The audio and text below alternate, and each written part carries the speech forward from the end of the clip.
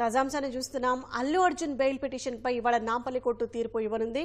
దీనికి సంబంధించి మరిన్ని వివరాలు మా ప్రతినిధి రమేష్ ప్రత్యక్ష ప్రసారం ద్వారా అందిస్తారు.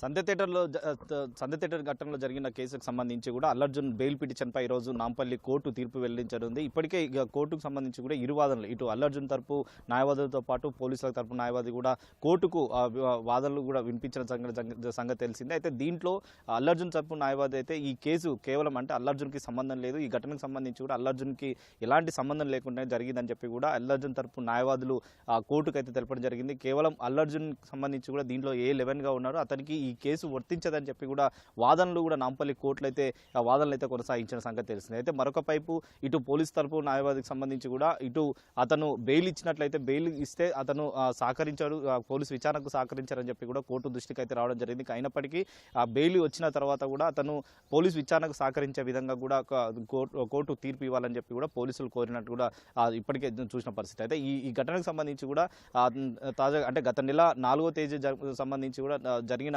ఏదైతే పుష్ప 2 ప్రీమియర్షిప్ సంబంధించి తొక్కిసలాట ఘటనలో కూడా రేవతి అనే మహిళ మృతి చెందగా అతని కుమారుడు ఇంకా దాదాపు నెల రోజులు అవుతున్నా కానీ ఇంకా ఆసుపత్రిలో చికిత్స పొందుతున్నాడు. అతనికి సంబంధించి కూడా ఇంకా వైద్యం సంబంధించి కూడా కొనసాగిస్తూ ఉంది. కానీ ఈ ఘటనలో కొంతమందిని ఇప్పటికే పోలీసులు ఇటు సంధ్య థియేటర్ యజమానికి సంబంధించిన సిబ్బందిని కానీ యజమానికి సంబంధించి కూడా పోలీసులు అరెస్ట్ చేసి రిమాండ్కి తరలించడం జరిగింది. అయితే వాదనకు సంబంధించి కూడా హైకోర్టులో పిటిషన్ దాఖలు చేయడం జరిగింది.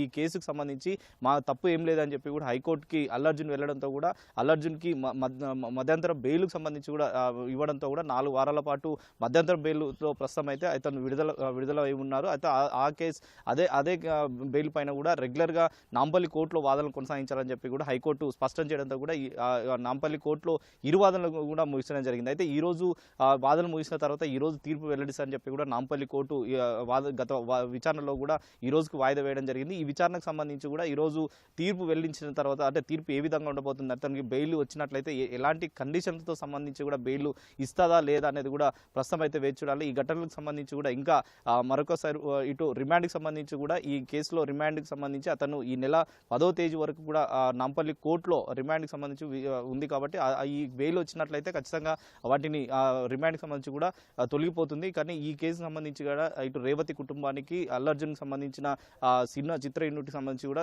కొంతవరకు పరిహారం చెల్లించినప్పటికీ రేవతి మృతి చెందిన ఘటనకు సంబంధించి పోలీసులు దర్యాప్తులో సంబంధించి కూడా కొన్ని విషయాలు అయితే రావటం జరిగింది.